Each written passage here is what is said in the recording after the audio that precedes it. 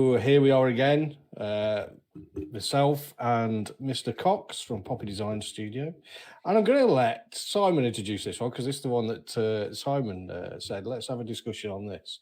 And I think this one is going to be quite an interesting one, this one. So go on, Simon, introduce it. Yeah, interesting. We were looking at a topic to talk about tonight, and I thought one of the things we could talk about is what have we learned from employment that we've taken into self-employment, or maybe not taken into self-employment. I thought it was a really interesting topic because, we've all been employed at some point. We haven't all been born self-employed and come into what we do today. So yeah, come on in. What's the biggest thing would you say? The biggest thing for me, well, for me, it starts right back as to where I started from an engineer. As an engineer, we're taught to problem solve. We're taught the problem solving techniques, and in particular with the lean manufacturing and the just-in-time manufacturing that I was dealing with, it was all around continuous improvement.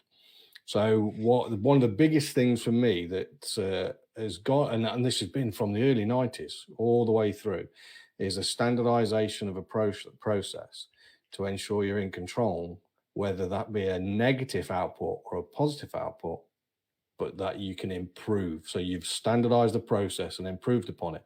And I think this is one of the things that in business, we spoke around this.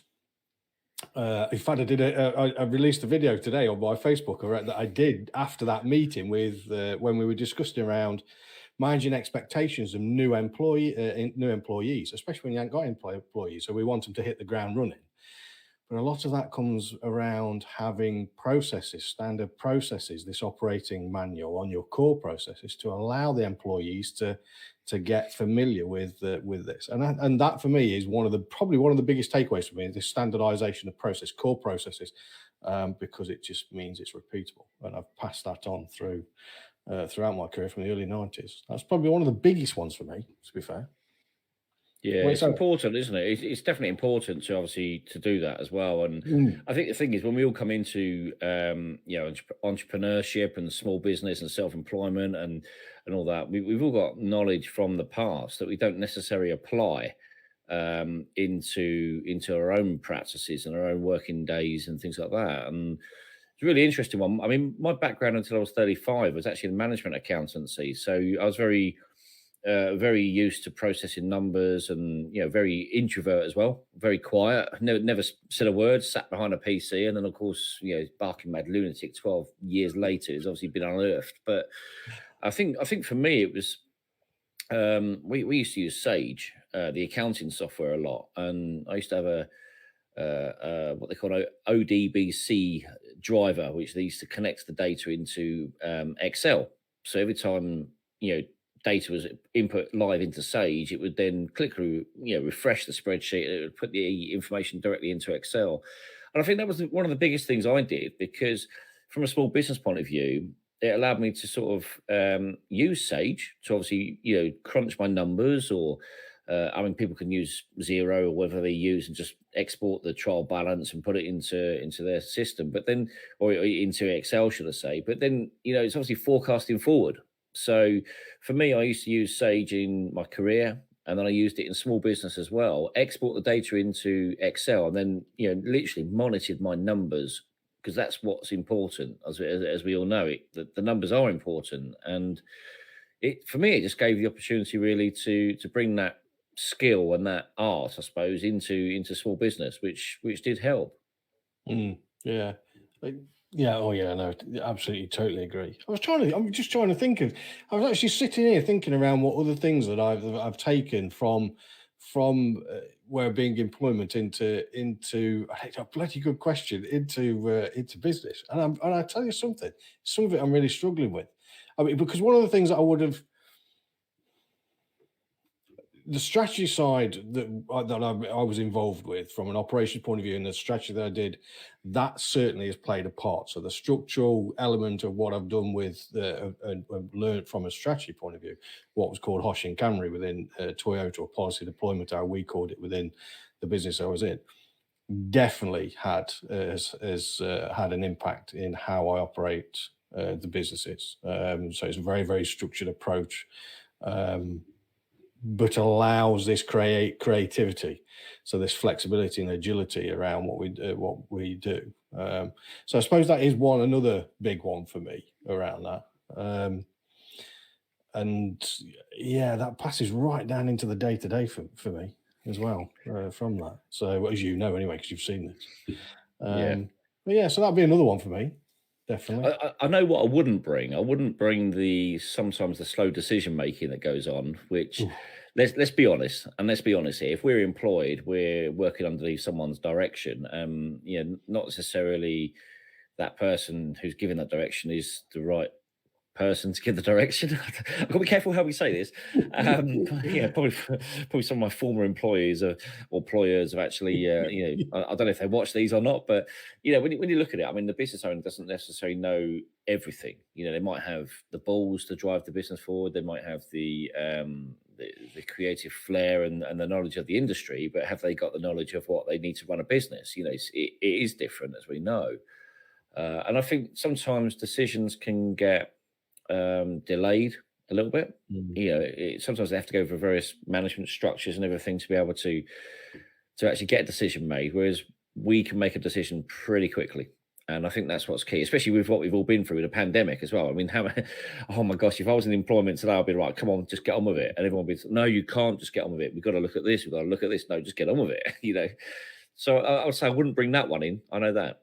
I'm picking up on that one as well, is that I was, I'd done this until we realized, that from a recruitment point of view, this is something that I wouldn't do now within business. We tend to promote from within, which is good, but what we do is we end up with what we call the accidental manager, is that we've promoted because they've been a good engineer or a good team leader or a good operator, and we shift them into a team lead role or shift them into a management role. Well, that is a completely different skill set. And what we don't do, or what tends to happen, is we don't give them the support and the skill set to allow them to grow into those areas. And that I think is a big learning curve for businesses on that one. And just ensuring that if you do promote, make sure you support and train to give them the skill set to let them fly, let them go. Because it's a big step. It's a big step. Management is a big step. It is, and you can get found out very quickly. I mean, I think I was only promoted once in probably 25 years since leaving school, because I did a job, I went in, got the job done, got bored and moved on, or I got headhunted or recruited, or sometimes even the complete opposite of being fired, and it does happen. And I think you learn very quickly in those situations. But I think for me, when I came into those managerial positions in my career, it was a case of, right, you find your feet and you kind of, just get on with it and learn on the job. Whereas I was never really promoted to be that accidental manager, so I wouldn't actually know what it's like. But all I can imagine is when you're managing your friends. Oh my God.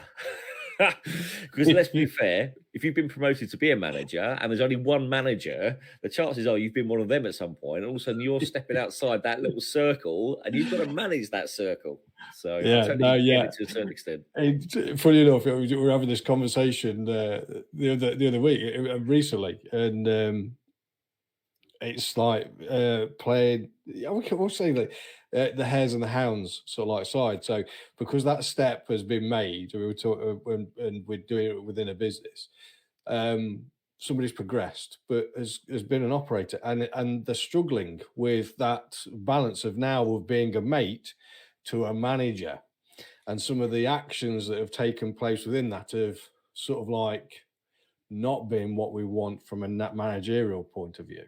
And this is all about that, being able to being supportive and give them the training to do that. And that is so common and bloody hard to do, really hard to do. That one is, because particularly if you've been with the team for a long time as well, and getting that balance right. There was one lad that that I came across throughout my career, Pete Doughty, who was with me at Unipark, and he was absolutely superb at it. that professional to personal relationship, he was spot on with it, and I always admired him for that, because he was, you know, respected for it as well. So we'd have the nights out and all manner of stuff, but when it was back in work, it was business, and it was good. So I give him his due, Pete, on that. Bless him. He might be listening to this, because he does listen to him. I'll tell you what I had one day, actually, and this is going back to 1995, I reckon. No, 98. It was going back to 98. So we're talking 23 years ago. I worked for a distribution company, and the company was actually owned by a board. And on that board was a chairman of a very well-known bakery. And they said, guys, you know, we're going to give you our son to manage, and he's going to come in and work in the business. And everybody looked at him and went, that's the chairman's son. We don't want him anywhere near. It's a spy in the camp. So I went, you've got to manage him. I was like, great. So, of course, I was in that position where I wasn't exactly his line manager, but I kind of had to oversee him, especially being an 18, 19-year-old kid coming in who was being seen as the company's spy, of getting the knowledge inside the business and feeding it back to his father, who was never in the business. So it's an interesting role, but I got round it. I managed to I got him to come and play football with me on a Saturday, and we ended up having a bit of banter on a Saturday, because obviously from his point of view as well, he's being judged by the whole business. This spies in the camp, but it was good fun, and I soon moved on though. Left them to it, and do you know what? This isn't for me anymore, guys. But to be fair, the company actually relocated to High Wycombe, and for me, the journey was a fair old journey every day to do down to Buckinghamshire, and I just felt, look, it's not for me. And I can't remember. I went after that. Stockley Park over in West London in Uxbridge, near Heathrow. Ended up for a 3-month contract there, but my career was always up and down anyway. I'll be honest, as an opportunist, young person as you are, you sort of go with the money, and then you go with the opportunity, and then the more opportunities you get, the more money you get, the more headaches you get. So I thought, you know what, I don't actually want these headaches anymore. Having money coming through the door is great, but boy, it can get you in difficulties and get you in trouble, but also the headaches and the stress levels that come with it. No thanks. Oh yeah, God, yeah. There's no choice about it. I mean, I can remember things that, God, sleeping on the shop floor because we've stopped the line at JLR or one of the OEMs, and you got to get production going, and oh God, the stress and stuff like that from a managerial point of view. But in some respects, brilliant experiences. Fantastic experiences. I think the other thing that I take is, and I suppose it's a person for me really, is in the early 90s that I was an engineer, and we had a divisional chief exec, a gentleman named Bob Gibbon. And Bob Gibbon was theory constraints trained, but he played a very, very influential part on my career, same as my dad did as well. And Bob knows this. We talk because I still talk with him now. We still talk now, 20, 30 years later. And he had, I would say, he was one of these ones that taught you and left you to break the paradigm. He never lived by a rule or something. He would stretch the creativity and allow you to really explore different ways and different thinking, to really break the paradigms and shift it, and that stuck with me. That has, and that is how I am now as well, and that has passed over. So I'm always looking to that different. What's coming up? What can we do? How can we do it differently? How can we really stretch it? How can we break it? How can we make it better? And Bob was bloody superb at allowing us to do that. I learned a lot from Bob. He was very, very that managed by fact, take emotion out, which again is one that I've taken the emotion out, because I can get emotional at times, and take the emotion out of things, and manage your emotions, you manage your business, and that's another one for me. Definitely. Yeah, I mean that's a great one, and to give you a similar story, 20 years ago, I was actually working in professional football at Queens Park Rangers, and our finance director at the time, a guy called Paul Hart. If I could go back and actually shake a man by the hand, it would be him without a doubt, because there was a man who was the finance director of a football club that was losing £25,000 a week, and he didn't stress. And I'm like, what the hell? What is going on? And I used to go in there, and those that know me, I love my football. I'm not a QPR fan, but the opportunity of working in professional football was incredible. And there we were. I've got a dream job going on. I've got good money coming in. I've got an opportunity to get involved in the industry and in the sector. And there was a man there that always said to me, remove the emotion. And there was one day when I got the tube into Hammersmith and got off the tube, and I could feel myself getting really stressed even before I walked in the office. And fortunately, I bumped into the safety officer who was on the train. So I actually felt quite reassured, actually, that he'd commuted to work at the same time. But I actually ended up in hospital, having a bit of a mini breakdown through just the stress levels of worrying about the emotion of losing 25 grand a week, which wasn't actually my money. But there was a finance director sat there just going, do you know what? What's the drama about? We'll get through it. And I'm like, how can you be so calm? But this guy, he had a way of working, and fantastic guy. Yeah, it's always it's like if you lose control, you've lost the situation, haven't you? Or you're not thinking logically, and so I think that it really does sum up from some aspects of a business is if you go into that panic mode, you'll make irrational decisions, and you really do want to really control the emotion, take the emotion out of it. And I hate the saying, take the emotion out of it. It really does grate on me, but it is absolutely bloody true. If you can manage your emotions, you'll manage your business. Definitely. And it's even worse. Talk about the emotions as well. I mean, I had two companies a couple of years ago. One was Get Embroidered, an embroidery company, and the GE&T stood for the initials of my two children and my nephew at the time. So we were really emotionally attached to this company. And, we had a lot of difficulties, and the emotions played at the back of my head constantly because you didn't want to fail, because you didn't want anything to go down because of the children. And obviously you're looking at building a business for the kids, and I'm sort of saying to them, yeah, we're working hard. We're going to bring you into the business when you're older, and, it's exciting things. And here we are, 2021, the business isn't trading anymore. So the emotions is really, really tough. And I think one of the biggest challenges I faced, we talk about the emotions of being in business, was in 2018 when my company, named after me, Simon Cox Marketing Solutions, I had to close it. I got into a right old pickle with it. And, I was, just when you lose a business and you trade under your own name, oh my God, the emotions can really kick in, and they did. I'll be honest. And I actually went and sat with someone and said, look, I knew he was a senior chief exec at a big company, and I knew he had a lot of difficulties. And I actually met with him for a coffee, and I said to him, look, there's one question I've got for you. How did you get the emotion out of your system? And he just said, it's just time. It's a time thing. You just got to let it heal, really. But that hurt. That hurt in a big way as well. No, yeah. No, I've been through some of them. They're probably not quite as bad as you, but yeah, they do hurt. And pride really takes a hit. It can do. It can, yeah. So, but talking about that, when you have those hits, it's what you do with that hit. Now, you either choose to, sit in a corner and cry, or you choose to, rise above it, or you choose to actually, maybe help somebody else with it. And only last night, I was listening to, I was actually at Kettering Town Council meeting last night, listening to some of the voluntary sector talking about what's been happening to them during COVID and who's been coming through their door. And they've been saying, there's a lot of people locally in our community in Kettering that are absolutely really struggling to come to terms. And these are seasoned, professional, honest, hardworking professional people. And you sort of think, do you know what?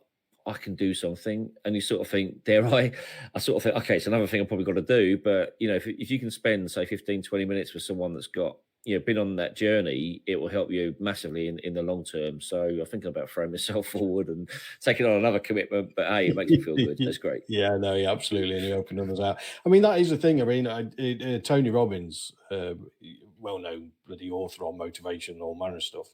And I think there's been a few others that I've read have said is that we ultimately make the decision on how we react with the experiences that we are dealing. So we have to change our reaction to those experiences. So you can, if you're sad, you can choose to be happy quite quickly. by thinking of all the good things that are going on and paying gratitude to things like that. And you can change your mindset quite quickly. Yeah. And I think that's something else that I took. It's Tony Robbins' Awaken the Giant Within. A bloody hard book to read. Well, no, it's not. It's just, it just takes about 5,000 words to say 100, in my opinion. But absolutely superb book for some of this thinking around, successful people ask themselves difficult questions to get better answers, and then all this reaction as well is you can change your reaction. You choose how you want to react to what is the input coming in. So you can change that as well very, very quickly. And that was a good thing for me that I learned. And I've only learned that in the past few years personally on that. Yeah. I think you get to a certain point in life, don't you? And you kind of get the, I care, but I don't care attitude creeps in. You sort of think that, do you know what, I'm old enough. The way I look at it is, I'm late 40s. I look at it now and go, do you know what, I'm old enough to know better, but I'm young enough to learn. And I think that's what sticks by me. And hearing what you're saying there as well, there was a client I had a couple of years ago, and he had a £3 million turnover. And I looked at him one day and I said, "You okay?" And he went, "No, I'm not." I said, "What's the matter?" He said, "My first time in business, and I'm actually looking at it and going, I don't know how I cope. I don't know how to cope with this particular problem." So I said, "Look, do you want 10 minutes?" And he said, "Yeah." So we had a quick 10-minute conversation about it. And yeah, it did help him. And he thanked me for it afterwards, just literally bouncing the problem off somebody else. But I said to him, "Look, you've had this problem for like 4 years, I think it was." And he wasn't going to let go of the problem. I said, "How have you slept at night?" And do you know what his answer was? He said, "This is the first time I've ever felt like I'm being challenged by it." He said, I put my head on the pillow and I sleep." And I thought, bloody hell, how can you go 4 years with the same problem? But that was his view. He changed his mindset every night to say, "This is my bed. I'm away from the problem. I'm sleeping." I thought, I love that. Brilliant. And I think this rings true with anybody that or any young student that's going through the university and doing things online. So and when I look at this, I know we've gone on to a different subject, but my daughter, my lad, is that a lot of their stuff from university and college is online. And the tendency is they would sit in their bed and do the work, and then they'd struggle to sleep because your mind has associated work with the bed. So if any young student that is doing that, stop that. You need to get out and do it somewhere else. So go in the kitchen of your digs or even at the desk, and but get away from the bed, because you want to associate work with your desk, not your bed, and you'll sleep better.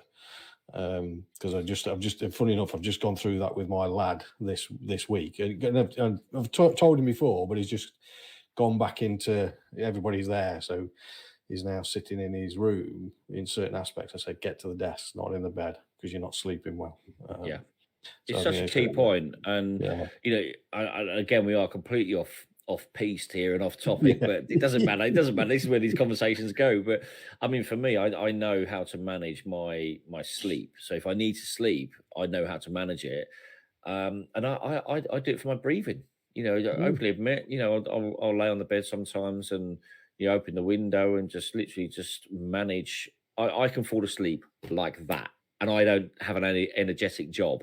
I don't fly around everywhere. I'm not physically tired or mentally tired, but I just sleep. I just know how to do it. It's just my mind keeps going.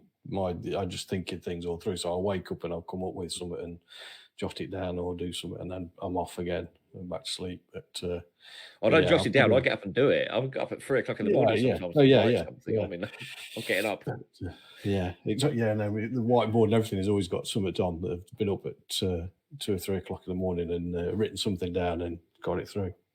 But what else? So what else from a business perspective? I mean, when you sit down and think of it, there's probably loads. I mean, we've put ourselves on the spot here, but the strategy for me, the standardization within the working element, not some of the things of not to do really, and that from a closing off of a team, letting the team empower, letting the team be creative, and say this is what we're after, and now go and find it, go and look at it, and come up and see what we're doing. I think we've got to continuously test and continuously innovate. I think that innovation is key. And again, that's where this standardisation comes from, to allow you to innovate again. So yeah, I'm just trying to think definitely. what else there is. It's definitely been some characters within that I've looked at and thought, actually, yeah, there's some traits that you've been doing that I've actually picked up on, some behaviours, and I've taken them as well. I mean, one of the things that does stand out for me, and I still use now, is, and I think I've said this to you lot before, is the A friend and the B friend. The A friend is classed as a reasonable turd, the B friend classed as an unreasonable bastard. And the more unreasonable bastard you have about you, the better performer you'll be. And the definition is the reasonable turd will agree with you to your face, but disagree behind your back. Yeah. Whereas an unreasonable bastard will tell you to your face. And I absolutely far more like people to be straight, passionate. If they're angry, they're frustrated or whatever. And I see that. When I see that, I can deal with it and see the emotions that are going into it. And I know, so we'll manage the emotions, but some of this is around sort of like frustrations within a process and things where it is getting, which is all good, and you can see that. So some of that I think is good as well. But that one definitely has stuck with me throughout the years as well. Yeah, I so think that's a key one. Here, I'll be talking to my daughter about the uni gem, Adam. We have plenty of body clock conversations. So I can't see who it is. I know somebody on there, but I don't know who it is. The body clock with kids. Yeah, I mean, let's be fair. I mean, I know that when I was 16, 17, 18, 19, used to sit up and watch. I think I used to watch the Rock channel on Sky TV with the old cable going up the stairs from the Sky box downstairs, because we didn't have any of what we have these days. So it was good fun. But touching on what you just said a minute ago about some of the things that we actually learn and bringing into the business world, resilience is such a big thing. And I think for me as well, 5 years of pushing water uphill with a broom in the football sector when we were losing 25 grand a week, going through administration and then coming out of it and then almost heading back into administration when I left in 2004, it's taught you how to fight and taught you, if you believe in something, you've got to be strong and go for it. And I think that's probably one of the biggest things that I've learned. Having to answer the phone to the fruit and veg man, and you say, I've got no money, sorry guys, can't afford to actually pay you this week, and he is in your ear going, but I can't afford to feed my kids and all this. It's tough when you hear those stories of what it means to other people. And I think resilience, especially with what we've been through with COVID, is such a big thing. Massive thing. I know 20 years ago, if we'd have had COVID 20 years ago, I probably would have gone, do you know what? It's nice to have a break, and I'll try and get on furlough as quick as possible. Nowadays, I think the first thing we did during COVID, right, what do we need to do? Who are our clients? Who's going to be with us? Who's not? What do we need to do as a business and crack on? And I think a lot of what I do today has come from those 5 years of working in professional football when, it did teach me a lot. So it manned you up. It manned me up. Put it that way. Yeah, no, I agree. I think the one that tags on with that as well is, for me, is that ability to learn. Yeah. I think that's and I've had this conversation again with my lad recently, because me and Yinch were talking about it on the podcast. We were saying that what we learn now from a university point of view, and in the college, whatever we learn, we're advancing at a rate of knots that 4 year period that you're probably there when you come out is what you've learned probably in practice.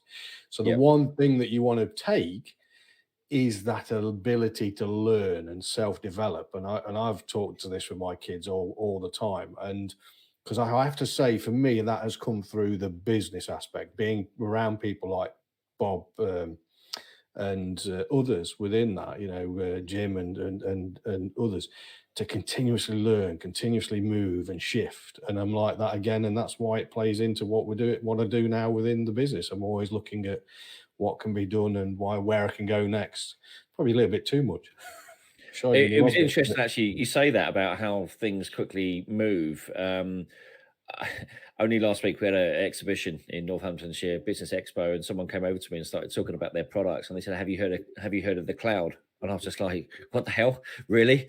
Because I've been on the cloud for what must be 7-8 years, and they're kind of like trying to tell me about it, and I'm like, oh my gosh, really? Just tell me something new, please. That's all I need to know about. It still makes me smile now. I've laughed at it when I know it's wrong, but I did. But I laughed at a post last night that was on LinkedIn that was touting a seminar that was going on, and it was the future of digital something or other.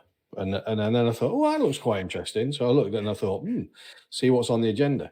And it was SEO and pay-per-click advertising. And I was like, yeah, that's not the future. That's here now. That's been here for years. That's not the future. And I just think, oh my God, we need to be stretching the boundaries a lot more than that now. Totally. Don't tell me it was being promoted on MySpace or something with a bit of advertising of Friends Reunited and probably some CFAX subtitles on there. Please don't tell me that. Friends Reunited, yeah. Oh my God. By the way, that was Matt that sent that message in. Hope as well, Matt, because we ain't seen him for a bit, have we? But I keep seeing his posts, and he does seem to be doing quite a lot as well, which is good. That's good to see. Yeah. Anything else? I know we've been on for half an hour now. I've probably done that one to death. I could probably go on, but there are some of the main ones there. That ability to learn, and and for me, when I think about it, that's probably one of the biggest ones. That ability to learn. Definitely. I mean, if you said to me in a career and in my job, would I have gone to night school, college, university, gone and sat on a webinar or a seminar? Like hell would I not? I would never have done it. As soon as you get into the employment world and into the self-employment world, isn't it interesting how we sort of open our minds differently? We think differently, and we're prepared to actually listen to people. It's incredible. Yeah. And it is a different situation, different scenario. And, you put me in a room with a speaker and I'm engaged. You give me a classroom activity after a 9-to-5 job, which I don't enjoy, forget it. It's a waste. It's a waste of me, waste of them, waste of time and money, resources. Might as well turn the lights off and go home. But you give me the opportunity of actually sitting in front of somebody and even just having a coffee. Do you know what? That's where my mind changed. And even now I've considered going back to doing, some form of college courses or looking at doing some further qualifications. I'm still not interested. No, it's not for me. I did. I've done these. I won't say they're short courses, but I got qualified in the digital marketing, pay-per-click advertising, things like that. So I went through the courses to get the certification. But that was more around, to be fair, is to seeing if there was anything else that I could learn, which there was. There was no two ways about it. There was, and also just to give a bit of probably credit to what we do. And a little bit more authority. I suppose in a way, but I'm not big on that because, again, when I look back at this, and I always say this to my kids, is that having the degree and having the qualifications doesn't stop you from doing anything you want to do. It's all up here and around how you apply yourself in doing it. 100%. And I've not got a degree yet. I was a senior exec in a 250 million running a 250 million division, and one of the youngest. I think I was the youngest exec in the business at that level, with no degree. So you can. There are you apply your mind, you'll get there. There's no two ways about it. Yeah, I posted recently on social media about it, saying, to any parents, just because your child has, not got the GCSE results or qualifications they want, it's not going to stop them. It didn't stop me. No. I got a G in accountancy. I remember my paper coming through the door. We didn't have to go into the school. It didn't come out by email or anything. It actually came through the post. And I remember sitting on the stairs, almost going, I don't care. I'm not interested in accountancy. I went into the sixth form and they said, right, here's your options. You do this, this, this, or accountancy. And I was like, all right, I'll do accountancy. I got a first class pass. The teacher looked at me and went, you got a G last year and you got that. I had a 25-year career in accountancy, trial balances and debits and credits. And I remember sitting in an interview one day and they said, how do you remember the side of what a debit goes on and what a credit goes on? I went, we drive on the right, drive on the left and crash on the right. And they went, oh my God, I love that one.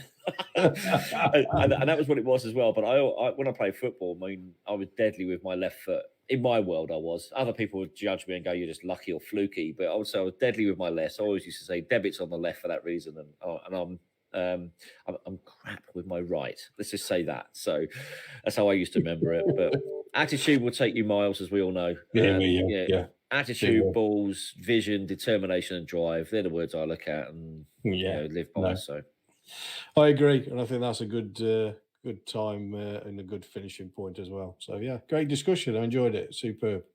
And thanks for the listening. And catch you next week. See you all soon.